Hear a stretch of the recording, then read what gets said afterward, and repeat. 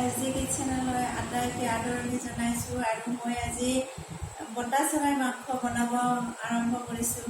এয়া মই দুটা কোৱেল বাৰ্ড মানে বটা চৰাই কাটি লৈছোঁ আৰু এইখিনি বটা চৰাই মানুহৰ স্বাস্থ্যৰ কাৰণে অতি উপযোগী।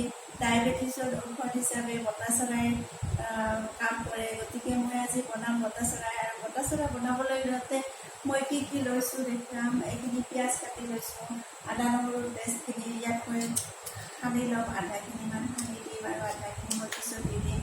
ইয়াত পিঁয়াজখিনি মই ইয়াত দি দিম, তেজপাতখিনি মই তেলৰ পিছত দি দিম, তেজপাত আৰু জলকীয়া দুটা শুকান জলকীয়া এইখিনি মই পিছত দি দিম আৰু ইয়াত মই হালধি দি দিম, হালধিটো দি দিছোঁ। ইয়াত মই তেল দিছোঁ, তেলখিনি ইয়াত অলপ সানি ল'ম। জলকীয়াৰ গুড়ি মানে ৰেড চিলি পাউডাৰ অলপ দি দিম, ইয়াত মছলা অলপ দি দিছোঁ মই, আটাইখিনি পিছত দি দিম। এই আটাইখিনি মই ইয়াত ভালদৰে সানি ল'ম। কেইটামান জালুক খুন্দনাত পিচি লৈছোঁ এনেদৰে আৰু এইখিনি মই ধনিয়া গুটি তিয়াই পেলাই গ্ৰাইণ্ডাৰত পিচি ইয়াৰ ৰসখিনি উলিয়াই লৈছোঁ। এইটো দিলে মানে বটা চৰাইৰ মাংস টেষ্টটো বাঢ়ি যায়। ইয়াত কেৰাহীত মই তেলখিনি গৰম কৰি লৈছোঁ আৰু ইয়াত মই শুকান জলকীয়া দুটা দি দিছোঁ, তেজপাত 3টা দি দিছোঁ। তেল মই ডাঙৰ চামুচেৰে 2 চামুচ দিছিলোঁ আৰু এইখিনি এতিয়া মই বটা চৰাইৰ মাংসখিনি ইয়াত দি দিম। এনেদৰে মই 5 মিনিটমান সময় ভাজি থাকিম আৰু ইয়াত আলু দিব পাৰে। আলু দি দিলে আৰু খাবলৈ সোৱাদ হ'ব, কিন্তু মই আলু দিয়া নাই যিহেতু এই বটা চৰাইৰ মাংস ডায়েবেটিছৰ বাবে উপকাৰী। গতিকে আলুটো ডায়েবেটিছত বেয়া বুলি সকলোৱে জানেই। মই 5 মিনিটমান ভাজি ল'লোঁ। এতিয়া মই ইয়াত নিমখ দি দিম, নিমখটো নিজৰ জোখমতে দি দিব।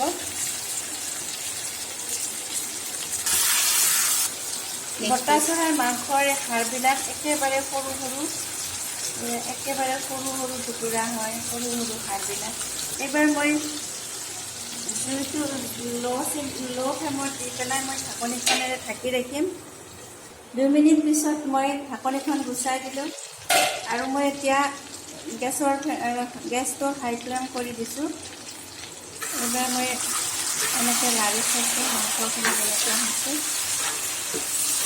বাকী থকা আদা নহৰুৰ পেষ্টখিনি ইয়াত দি দিছোঁ মই। এতিয়া মই অলপ ভাজি ল'ম, এইখিনি ভাজি ল'ম, হাই ফ্লেমতে ভাজি থাকিম। পুনৰ মই গেছটো ল' ফ্লেমত দি পেলাই ঢাকনিৰে ঢাকি থ'ম। মই ঢাকনিখন গুচাই দিছোঁ, গেছটো হাই ফ্লেমত দিছোঁ। এতিয়া মই এইখিনি চাম কেনেকুৱা হৈছে।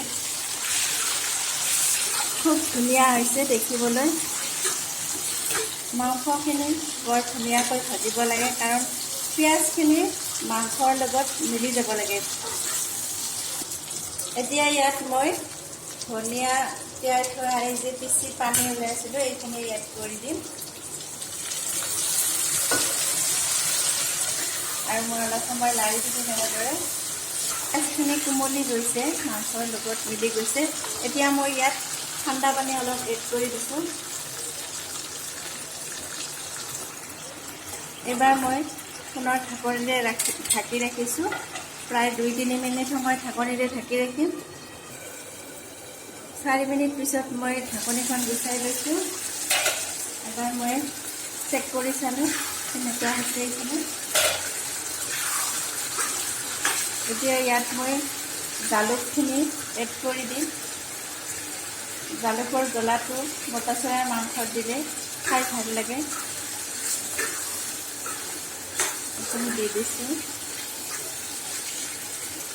এইবাৰ মই গৰম পানী দিম ইয়াত। এইখিনি পানী আগৰ ঠাণ্ডা পানীখিনি প্ৰায় শেষ হৈ গৈছে।